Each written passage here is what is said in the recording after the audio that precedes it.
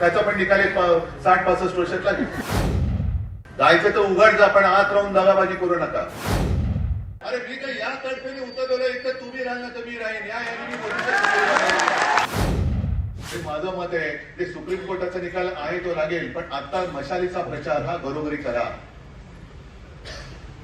कारण अनेक ठिकाणी ग्रामीण भागामध्ये या चोर कंपनीने आपल्या शिवसेना प्रमुखांचा फोटो लावला आणि बाळासाहेबांचं धनुष्यबाण.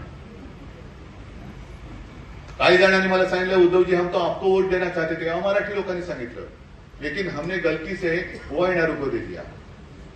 हे थोडं आहे, गोंधळाची परिस्थिती आहे.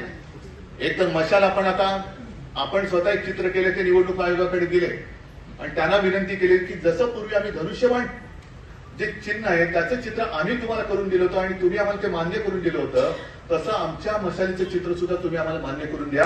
आणि मशालीशी साधर्म्य असणारे, मग चिमणी असेल, आणखीन काही असेल, त्या निशाण्या तुम्ही मतपत्रिकेवरती ठेवू नका, ही विनंती आपण त्याने केली. बघू काय होईल. त्याचा पण निकाल 60-65 वर्षात लागेल. पण तोपर्यंत आपली मशाल जी आहे ती घरोघरी पोहोचलीच पाहिजे. कारण लोकांच्या मनात राग आहेच. अगदी मराठी असो, अमराठी असो, अगदी मुस्लिम लोक सुद्धा खूप मोठ्या प्रमाणात आपल्यासोबत आले, ख्रिश्चन्स आलेले आहेत, ख्रिश्चन पण आले, मुसलमान पण आलेले आहेत. आणि मी तर जाहीर सभेत, अगदी मला वाटतं चिता कॅम्पची सभा होती, बरोबर ना, त्या सभेमध्ये अभी मुझे क्या पता सामने सब बैठे, हिंदी में किया भाषण. अचानक मला, कारण समोर जी गर्दी होती, जिथपर्यंत नजर जात होती तिथपर्यंत सगळी गर्दीच गर्दी, घरं दारं सगळी, फुटपाथ तर भरलेच होते, सगळी गर्दी. आणि त्याच्यात मला कळलं की 90% जास्त वस्ती ही इथे मुस्लिम बांधवांची, मुस्लिम समाजाची. मग मी त्यांना सरळ विचारलं, आपको लगता है की मैंने हिंदुत्व छोड़ा? सगळ्यांनी सांगितलं नाही. मग मी त्यांना सांगितलं, क्या मेरा हिंदुत्व आपको मंजूर है या नहीं? सगळे म्हणाले हो. असं कारण आपलं हिंदुत्व हे वेगळं आहे आणि यांचं हिंदुत्व हे वेगळं आहे. हे हिंदुत्व करतात म्हणजे नुसतं तोडा फोडा आणि राज्य करा असं नाहीये. त्याच्याबद्दल पुढच्या जाहीर सभांमध्ये मी बोलेन. पण हे आग लावण्याचे धंदे हे करतील. आपल्यातले सुद्धा काही लोकांना आज सुद्धा फोन येत असतील, काही जण हा गेला तो गेला.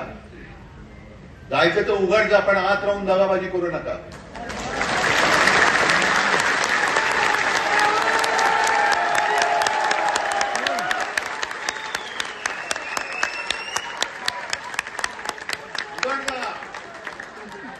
मी आणि माझा शिवसेना प्रमुखांनी जोडून दिलेले शिवसैनिक राहतील, त्यांना घेऊन मी लढाई जिंकून दाखवेन.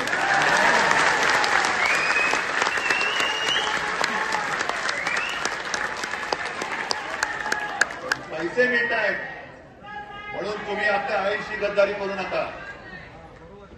नगरसेवक, माजी नगरसेवक जात आहेत, जा आत्ताच जा, यांना जायचं त्यांना. बघू ना. अरे मी काही या तडफेने उतरवलं, एक तर तुम्ही राहिला तर मी राहीन, या मी बोलू.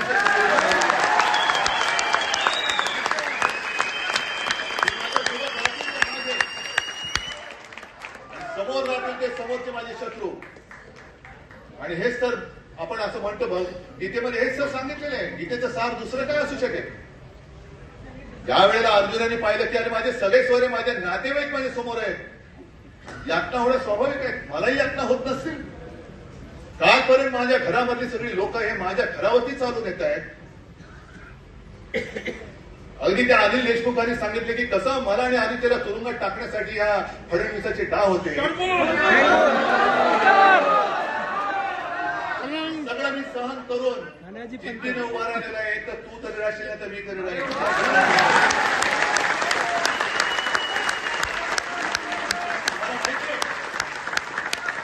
अजूनही माझ्याकडे अधिकृत पक्ष नाहीये, माझ्याकडे चिन्ह नाहीये, माझ्याकडे पैसा नाहीये.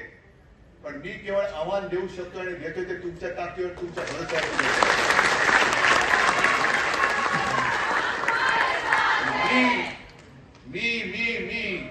मी म्हणजे मी नाही, मी म्हणजे तुम्ही आहात.